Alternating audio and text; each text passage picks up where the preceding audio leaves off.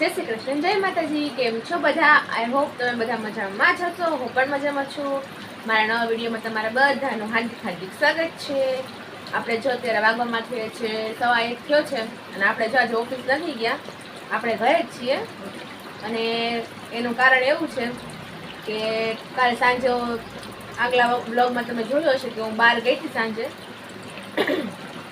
સાંજે બહાર ગઈ હતી તો પછી તેથી આવવામાં લેટ થઈ ગયું હતું. તો મેં કાલે બ્લોગ વધારે કંઈ શૂટ કર્યો નહોતો અને આવતા આવતા ગાડીનું એક્સિડન્ટ થઈ ગયું હતું. તો મને થોડુંક વાગ્યું છે અને મારી યાર બે દાદા હતા અને અમારો જો કે વાંક નહોતો, સામેવાળાનો વાંક હતો. ડાયરેક્ટ અમારી બંનેની ગાડી આમ હતી બરાબર, ડાયરેક્ટ ગાડી એને ભટકાડી દીધી, આમ આવવા દીધી સીધે સીધી. તો મને વાગ્યું, દાદાને વાગ્યું છે, એવું બધું છે.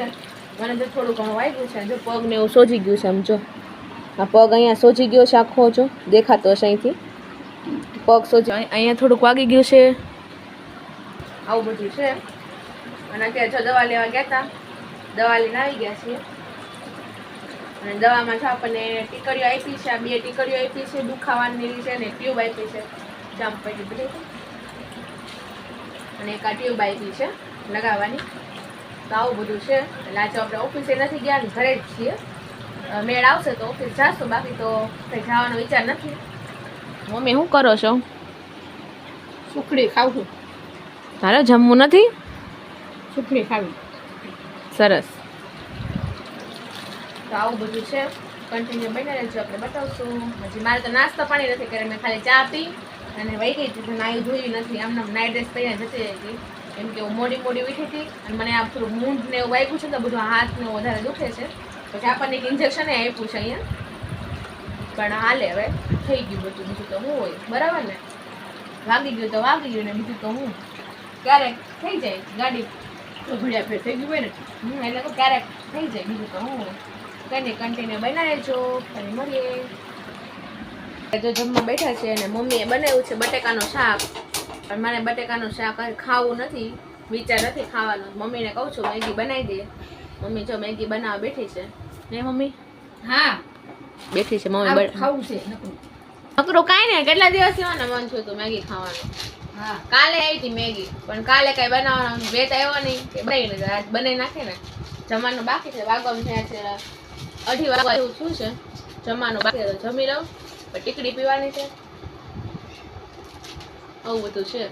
અને એમાંયથી દાદાને તો, દાદા મારી યાર હતા ને તો વધારે વાગી ગયું હતું. એમ કે વાંક મારો કે દાદાને નહોતો, પણ સામે છોકરો આવતો એનો હતો. અને દાદાને મમ્મી, દાદાને તો આખા લોહી થઈ ગયા હતા ને, આખા મારી ગાડી ઉપર સૂઈ ગયા હતા. મારી ગાડી આખી લોહીવાળી થઈ ગઈ હતી. પછી મેં થોડીક ગાડી ત્યાં લૂઈને પછી બેહીને પછી વહી આવી ઘરે. પણ ત્યારે એટલો બધો વાંધો નહોતો, પણ સવારે ઉઠીને ત્યારે બધું બહુ મૂંઢ વાગી ગયું છે, મને વધારે પડતું વાગી ગયું છે.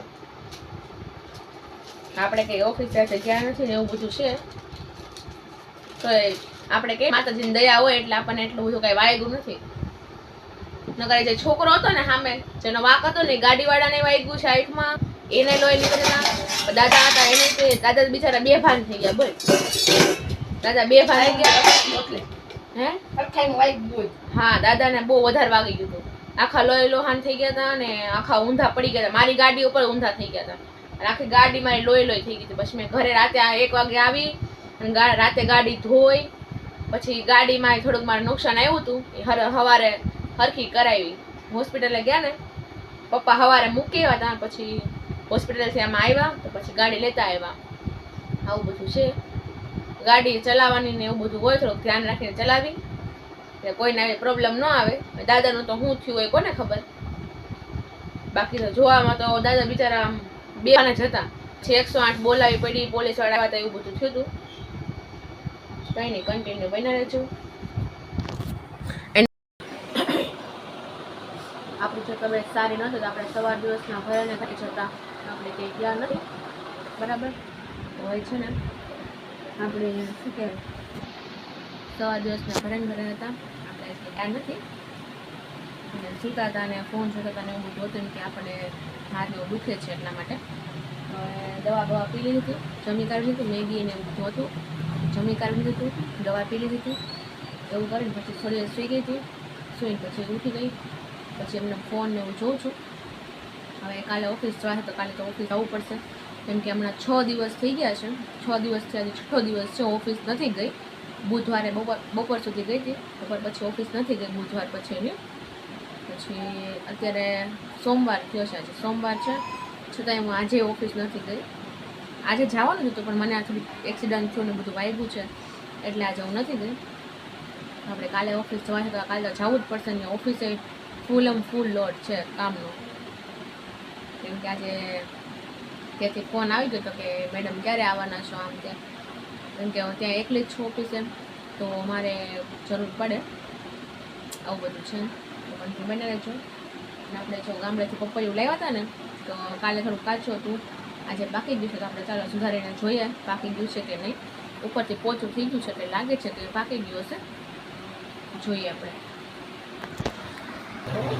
આજે જો આપણે બન્યા છે દૂધી અને સરગવાના પાનના મુઠિયા ઢોકળા. જો ગામડે ગઈ હતી તો ગામડેથી લાવી હતી સરગવાના પાન. તો આજે જો આપણે ગામડે ગઈ તો ગામડે લાવી હતી સરગવાના પાન ને હું લાવી હતી ને. તો જો આજે આપણે સરગવાના પાન અને દૂધીના મુઠિયા ઢોકળા બનાવવાના હતા. જો મમ્મીએ સરગવાના પાન વીણી તો જો બતાવું. જે વીણેલું કચું પડ્યું છે મમ્મી બનાવે છે. જોઈ બની ગયા છે કે નથી બન્યા.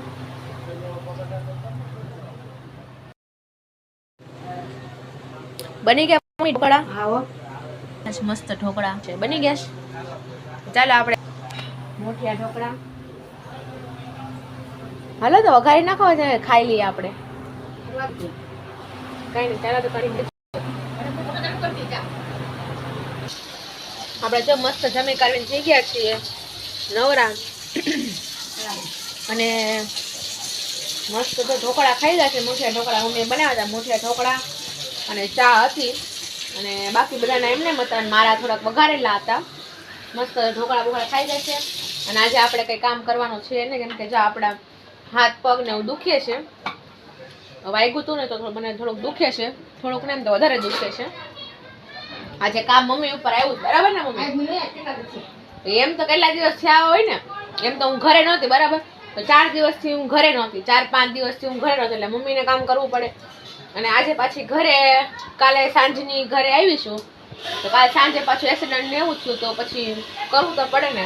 મારે થાય એમાં એમાં પાછું આ સાઈડ છે ને ઇન્જેક્શન માર્યું. ઇન્જેક્શન માર્યું ને તો હાથ અહીંથી ઊંચો થતો જ નથી. તો મારે કેમ કરવું? મમ્મીએ વાસણ ઘસી નાખ્યા બરાબર ને? હા, કામ મમ્મી ઉપર આવવાનું છે. 2-3 દિવસ મમ્મી કામ કરશે. આપણે ઉપર થશે એટલું કરશું. ઝાડુ બાડુ ને એવું મરાઈ જાય એટલું આપણે કરી દઈશું. બાકીનું જો મમ્મીએ વાસણે ઘસી નાખ્યા છે, મારે ઝાડુ મારવાનું છે. પછી મમ્મી જો ગાદલા નાખી દેશે અને ગાદલા તો આપણાથી ઉપડે નહીં તો ગાદલા નાખી દેશે. 2 ગાદલા નાખવાનો હોય, એક ગાદલામાં ભાઈ હું હોય છે, એક ગાદલામાં હું છું. ગાદલા પછી મમ્મી નાખી દેશે.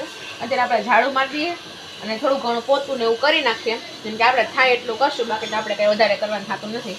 કેમ કે આ હાથ આપણો આટલો ઊંચો થાય છે, બાકી અહીંથી ઊંચું થતું જ નથી. ઇન્જેક્શન લગાવ્યું છે ને નથી ઊંચું થતો.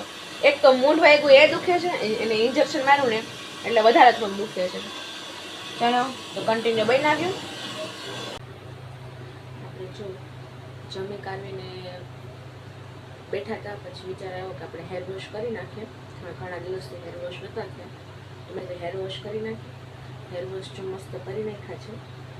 અને હવે આપણે વાગ્યું છે તો દવા લઈ આવ્યા સવારે. જો કંઈક 2 ગોળી આપી છે, 2 ગોળી પીવાની છે. પછી આ જે મને વાગ્યું છે એના પર ટ્યુબ લગાવવાની છે અને જે મૂંઢ વાગ્યું છે ને એના પર આ તેલ લગાવવાનું છે. જો હોસ્પિટલથી તો મને 3 વસ્તુ જ આપી હતી પણ આ તો તેલ આપણા ઘરનું છે. આપણે લગાવી લઈશું અને આપણે મેડિસિન પી લઈએ બરાબર. પીવી તો પડશે તો જ આપણને સારું થશે, નકર સારું થશે નહીં. મેડિસિન પી લઈએ.